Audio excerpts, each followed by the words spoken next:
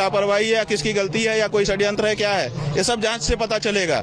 अभी जो बात है वो ये है कि मुख्यमंत्री जो घटना घट गई थी उसके बारे में छुपा क्यों रहे थे। अगर मृत्यु हुई थी तो फिर इन्होंने क्यों ये आभास कराया कि अफवाह है, कुछ भी मृत्यु नहीं हुई है। ये सबसे बड़ा सवाल है। पूरा दिन छिपाए रहे। अखाड़ों को स्नान करने के लिए कहा, अखाड़े भी पहले तो उन्होंने मरमहात होकर के निरस्त कर दिया था कि भाई हम उस राजसी रूप में जैसे हम जाकर के स्नान करते हम नहीं करेंगे। उनके मन की संवेदना प्रकट हो रही थी ना उन मृतात्माओं के लिए। आपने उस पर ब्रेक लगा दिया। आपने कहा कि नहीं ऐसी अफवाह है, तो सब लोग स्नान करने गए। हम लोग स्वयं स्नान करने के लिए गए और उसके बाद भोजन किया।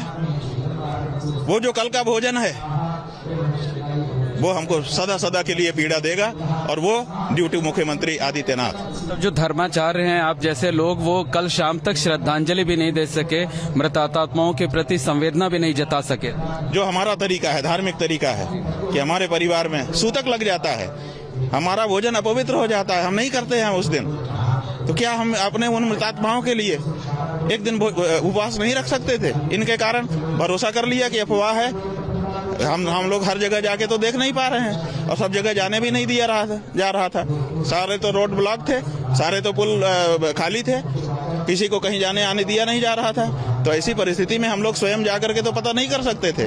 एक सोशल मीडिया का सहारा था और आदित्यनाथ जी को सबसे प्रामाणिक सूचना का स्रोत हम लोग मान रहे थे कि वो तो अपने एक्स पर जो लिखेंगे स्वयं लिखेंगे और सच ही लिखेंगे, वो उनसे तो झूठ की आशा ही नहीं थी।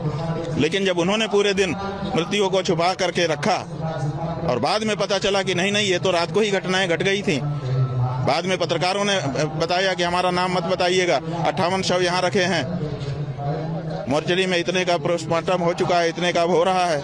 ये सब जब सूचना व्यक्तिगत रूप से आने लग गई शाम को, जब ये हुआ तब हम लोगों को कितना कष्ट हो रहा है। जी एक अंतिम प्रश्न ये है कि इस तरीके का, अभी तो मेला लगभग 1 महीने है, 26-27 दिन है, इस तरीके की घटनाएं दोबारा ना हो, इसके लिए क्या सुधार किए जाने?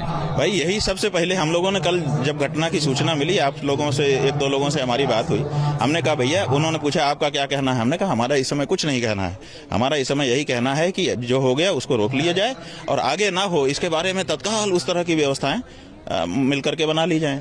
अब यही बात कही गई, कुछ भी नहीं कहा हम लोगों ने कल, क्योंकि वक्त की वही जरूरत थी। तो अब चूंकि घटना हो चुकी है तो सबसे पहले अब ये है कि अगर ये मुख्यमंत्री रहेंगे महोदय तो फिर घटना होगी और घटना को छिपाएंगे, ये लीपापोती करेंगे और आप लोगों को साथ लेंगे, आप लोग सद जाओगे, आप लोग भी उस तरह से नहीं बता पाओगे। क्यों? अजी हम लोग तो कल सुबह 4 बजे से लगातार सीधी तस्वीरें दिखा। हम आपके ऊपर आरोप नहीं लगा रहे हैं, लेकिन परिस्थिति यही है। आप देखिए, मैंने आज सवेरे उठ करके दैनिक जागरण अखबार हमने पढ़ा, एक पृष्ठ केवल पढ़ पाए। हम ये सोच रहे थे कि कितनी बड़ी घटना घटी है, अखबार क्या कह रहा है। दूसरे अखबार तो नहीं पढ़ पाए क्योंकि यहाँ नेटवर्क भी स्लो है।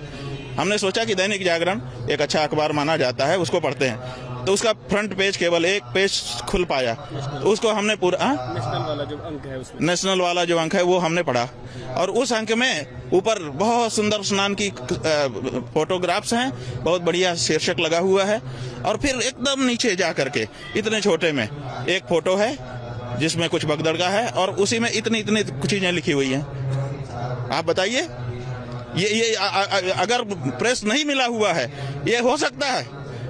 इतने सारे लोगों की मृत्यु यहाँ पर हो चुकी है और प्रेस जो है ऊपर दिखा रहा है कि बहुत सुंदर स्नान हो रहा है, बहुत बढ़िया, इतना बड़े बड़े फोटो छाप रहा है। आंकड़ों में हेराफेरी की गई? नहीं, आंकड़ों की बात तो अभी है ही नहीं है। अभी तो समाचार की प्रमुखता की बात है कि कौन सा समाचार प्रमुख है। अगर घटना हुई है तो घटना प्रमुख हो गई ना। लेकिन एबीपी न्यूज, महाराज जी, एबीपी न्यूज ने कल सुबह 4 बजे से लगातार अलग अस्पताल से लेकर घटना स्थल तक सारी चीजें लाइव दिखाई। यही है कि अगर आप लाइव दिखा रहे थे तो आप झूठ हो गए थे। जब 10:10 पर हमारा मुख्यमंत्री स्वयं बोल रहा है, जो कि सर्वे सर्वा है इस मेले का, जब वो कह रहा है कि 30 लोग घायल हुए हैं, इतने लोगों का इलाज गंभीर चल रहा है, अफवाहों पर ध्यान मत दें, तो इसका मतलब आप लोग जो दिखा रहे थे वो झूठ दिखा रहे थे। आप तो खुद झूठ हो रहे हो। तो ये ऐसा क्या कोई मुख्यमंत्री को करना चाहिए? और क्या ऐसे मुख्यमंत्री को पद पर बने रहने देना चाहिए? हमारी राजनीति का कोई हमारा प्रश्न नहीं है, लेकिन नैतिकता का प्रश्न है, संवेदनाओं का प्रश्न है, भावनाओं का प्रश्न है, आध्यात्मिकता का प्रश्न है, धार्मिकता का प्रश्न है। और ये सारे प्रश्न चिल्ला चिल्ला करके कह रहे हैं कि ये व्यक्ति उस जगह के अयोग्य है, तत्काल इसको इस्तीफा ले लेना चाहिए और किसी सक्षम व्यक्ति को, नरेंद्र मोदी, अमित शाह जी, जेपी नड्डा जी, जो लोग भी हैं, इनको हटा करके किसी सक्षम व्यक्ति को करे। अभी भी करोड़ों लोग यहाँ आने वाले हैं, ये संभाल पाएगा? ये संभालेगा नहीं, ये प्रेस संभालेगा, ये लीपापोती करेगा और इस तरह की घटनाओं को छिपा करके मैं मुख्यमंत्री बना रह जाऊंगा, व्यवस्थापक बना रह जाऊंगा, ये दिखाएगा।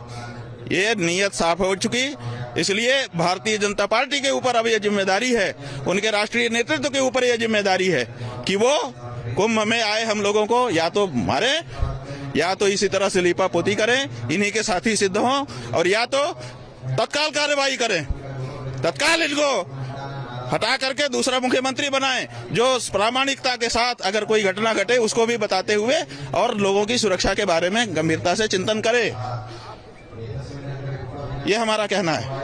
बहुत बहुत धन्यवाद। शंकराचार्य स्वामी अवमेक्तेश्वरानंद सरस्वती जी ही इन्होंने साफ तौर पर कहा है कि कल भगदड़ की जो घटना हुई थी उस घटना में शाम तक जानकारियां छिपाई गई। इसकी वजह से जो उनके जैसे धर्माचार्य हैं वो मृतकों के प्रति अपनी संवेदना नहीं प्रकट कर सके, उन्हें श्रद्धांजलि नहीं दे सके, उपवास नहीं रख सके, और जो भी लोग इसके लिए दोषी हैं, इसके लिए जिम्मेदार हैं, उनके खिलाफ कार्रवाई होनी ही चाहिए।